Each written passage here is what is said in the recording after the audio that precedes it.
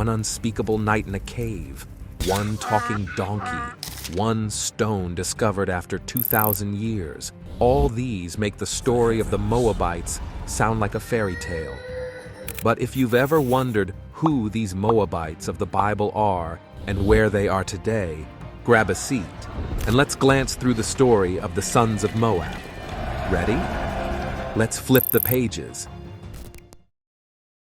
The beginning. Moab, the father of the Moabites, was one you could call an offspring of error. Well, his mother may not say the same. I mean, it's hard to think that an immoral act could happen between a father and his daughter, but it is harder to comprehend the fact that a child would come out of such immorality, and yeah. In case you're trying to guess already, Moab was that child. Lot, Abraham's nephew and adopted son, once lived in the land of Sodom and Gomorrah with his wife and 2 daughters. Of course, this shouldn't sound like news, and the rain of fire that later engulfed the land shouldn't sound strange either. However, this event caused a major shift in the life of Lot and his entire family. Lot had the privilege of fleeing Sodom with his family, and fortunately, he was able to escape with his wife and daughters, but it also meant that his daughters had to leave their fiancés behind. According to the book of Genesis, Lot's wife became a pillar of salt for disobeying the angel's instruction that no one should turn back. However, Lot and his 2 daughters pressed forward, and they had to hide in a cave for fear of being caught up in the wrath of God, the fire brimstone that was raining all over the land. But unknown to him, this cave where he sought refuge would be where his lineage gets altered by the silly attitude of his daughters.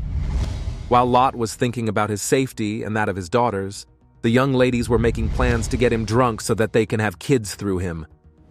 Unwise as that sounds, his first daughter must have felt the wisdom of Solomon when she presented the idea to her younger sister, who ate it all up too.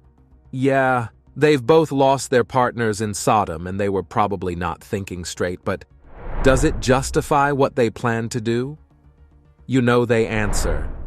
And of course, they brought their thoughts to life, took turns on their father who was already dead drunk and got what they wanted.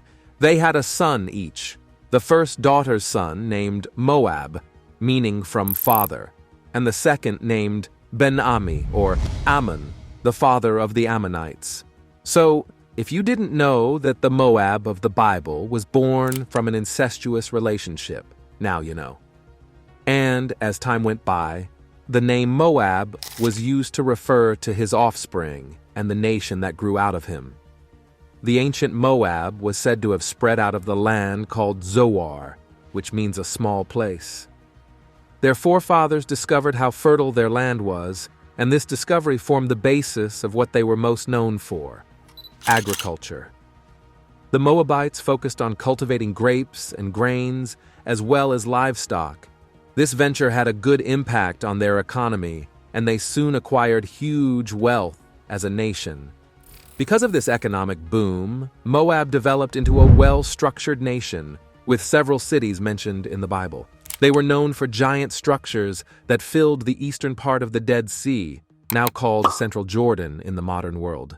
However, Moab's taste in religion and their hostility towards Israel was formed a recipe for their disastrous end: religion and culture.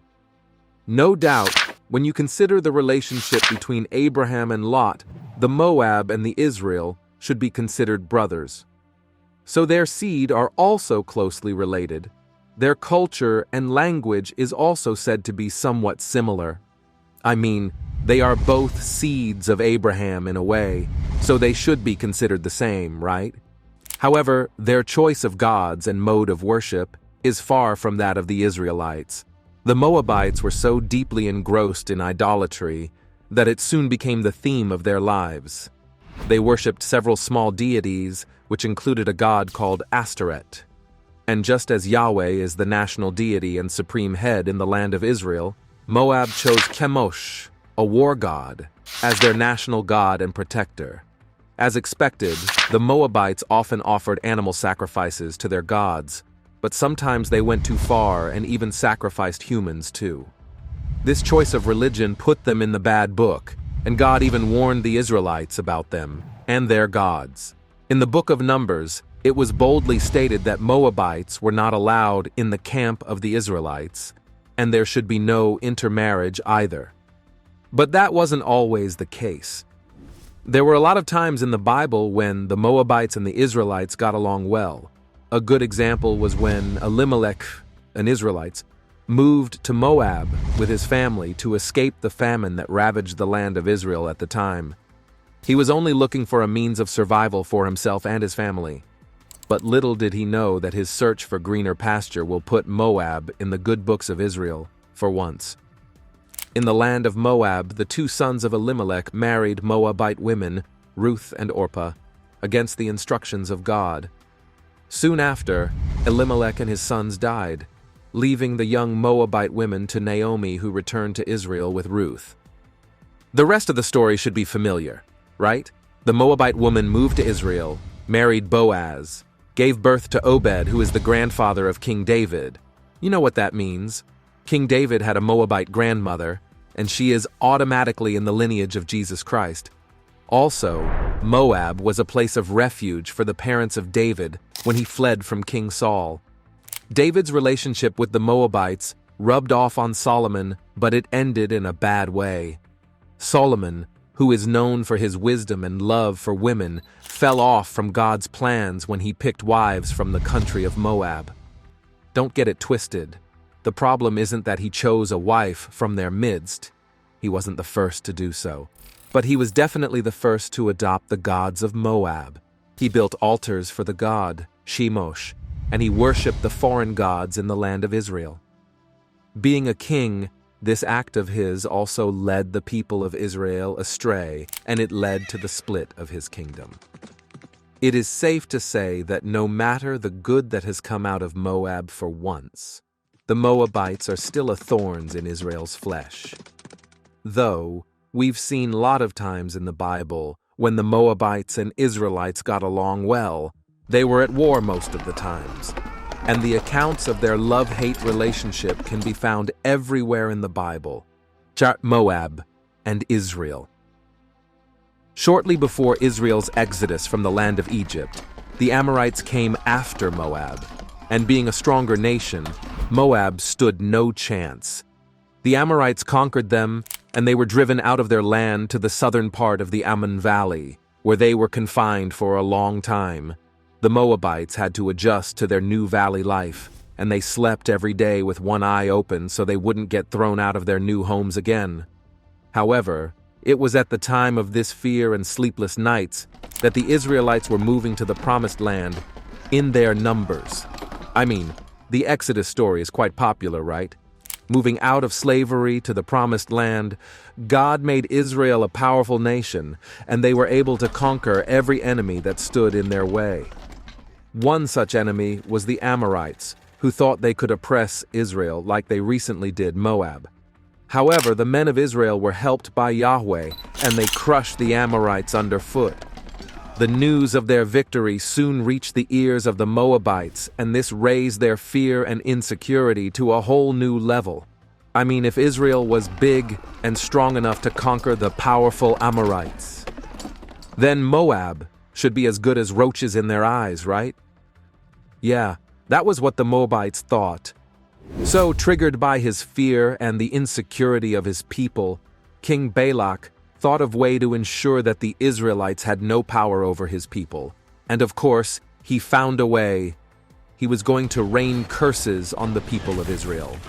So, without wasting any time, Balak sent his messengers Balaam, a divine who he paid to curse the Israelites on his behalf. On the people of Israel, maybe I'll be able to win the battle over them. I know whoever you bless is blessed, and whoever you curse is cursed. However, when Balak received the message, he waited till the next day to return with the king's messengers and to do what he was paid for. But after he had an encounter with an angel who made his donkey talk, Balaam was convinced that the Israelites were a blessed nation that could not be cursed by anyone. With this knowledge, he followed the messengers to Moab at the instruction of the Lord. At this time, the Israelites were camped north of the valley, so the king took Balaam to the top of the hill and asked him to rain down curses on the children of Israel. But Balaam did the opposite of what he was paid for. He pronounced blessings upon the Israelites, not once, not twice, but 3 times. And when Balak asked him why he was blessing the people, he told him how Israel is a nation of God, and they cannot be cursed because they carry the blessings of Yahweh. After this incident, the fears of the Moabites were multiplied, and also their hostility towards the children of Israel grew worse. Safe to say that their enmity started from here, and it was passed down through generations. Years of war. All through the Old Testament, several records of war between Israel and Moab and other neighboring countries cannot be exhausted. They were like 2 brothers who never ceased to get on each other's nerves. And most of the time, God himself puts Israel into the hands of the Moabites, just to punish them for their disobedience. Moab, on the other hand, feels like they are doing a good job until the Israelites turn back to God, and he makes Israel conquer them again. And you know how it goes. They simply rinse and repeat, and the cycle continued all through the Old Testament. In the book of Judges, when King Eglon was the ruler of Moab, he fought Israel and subjugated the whole nation for 18 years. The nation served him and paid tribute in those years until God raised a judge called Ehud. Ehud was a left-handed fighter who tricked King Eglon and struck him with his small knife.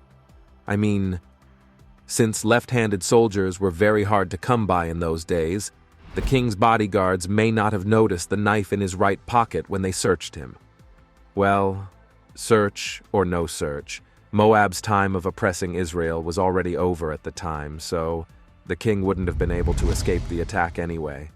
And when they were done with the king, Ehud and his men fought and conquered 10,000 soldiers of the Moabites' army that same day.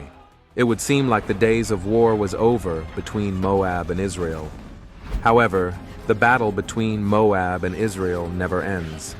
Just a few years later, they would engage in some other petty fights, and either of would win, depending on how obedient the Israelites were at the time.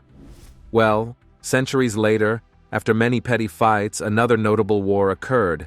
After Judah and Israel had split and Ahab was king over Israel, the Moabites were subjugated again, and they were under the authority of Israel for as long as Ahab was king. But soon after the death of King Ahab, when Mesha was the king of Moab, the Moabite king rebelled against Israel and they stopped paying their tributes. So, you know where that leads. A great war ensued between Moab, Israel, Judah, and Edom. King Mesha should have known that he was cooking up trouble when he turned against the government of Israel. He probably did it to fight for his people and gain freedom again, but he wasn't ready for the large troop that faced him. Joram of Israel, Jehoshaphat of Judah, and the king of Edom came together to fight the people of Moab, and it became obvious that the battle was already at Moab's loss. Imagine a small country being faced by 3 powerful kings and their mighty armies. You would think that the king of Moab should have just surrendered, right? But surprisingly, though he wasn't up to the task, he took the challenge and he did something unthinkable. The Moabite king slaughtered his first son on the altar of Chemosh before the opposing army. How crazy does that sound? This guy literally offered the heir to his throne to a god so that he could keep the throne. I mean, things like this as not conceived by normal minds, and it's no surprise that the mind-boggling event became one of the biggest stories we know about Moab. The evidence of this story even lasts till now, and it is still believed that King Mesha escaped the sword of the Israelites because of this huge sacrifice that he made to Chemosh, the god of war. But is Chemosh really as great as the Moabites thought? Definitely not. Their submission to this idol and the several other gods that they worshipped was their major setup for doom, but they didn't seem to know the prophecies and the end. How Moab ended wouldn't have been much of a shock to the people of Israel and anyone who has seen the record of some of the prophets in the Old Testament. Being a wealthy nation that seemed to have all that they need, the Moabites became very proud, and they refused to acknowledge the sovereignty of Yahweh. But, to them, refusing to believe in God wasn't enough. They also made themselves the greatest enemy of God's people. So, for this reason, God marked them out for destruction, and he made it known through prophets Jeremiah, Isaiah, and Zephaniah. A whole chapter in the book of Jeremiah was dedicated to these rebellious people. Jeremiah talked about what the end of the Moabites would be like, how their lands would be made desolate, and how their generations will be wiped out without any remnants because they have chosen their deadly way of pagan worship over the true worship of Yahweh. The book of Isaiah, chapter 15, gave similar prophecies, and Zephaniah also prophesied that the end of Moab would be like that of Sodom. That should ring a bell. I mean, the beginning of Moab was somehow from Sodom, so should it be shocking that he also ends up like that? Well, maybe it could have been avoided if they believed in the prophecies and didn't think that the prophets were fake guys trying to cajole and make them feel bad. But you know what they say about anyone who is headed to destruction? And it is also a common saying that a thing is established from the mouths of 2 or 3 witnesses. Moab's punishment wasn't an exemption either. Just as the prophets said, Moab became subject to Assyria in the late 8th century BC, and they were later captured by the Babylonians who wiped them out completely. According to records, the Nabateans just bumped in on them one day and saw to the end of that whole nation, leaving no remnants as they took over the land, proof that they existed. It is really difficult to believe that a whole nation could be completely wiped out without any trace. I mean, how do you explain that not even one Moabite still exists till today? Anyway, that is the fruit they reaped from their years of idolatry and enmity with God and his people. But how do we know that this people actually existed and it wasn't a made-up story? Well, the archaeologists found an answer to this question. In 1868, while some archaeologists were doing their thing, they found a basalt stone around a place called Deban Jordan, where the Moabites occupied, and it is obvious that the stone is a proof of their existence. The stone that is now called Mesha Stele, or the Moabites, stone dates to 9th century BCE, and it is believed to contain the writings of King Mesha, the one who sacrificed his son to Chemosh.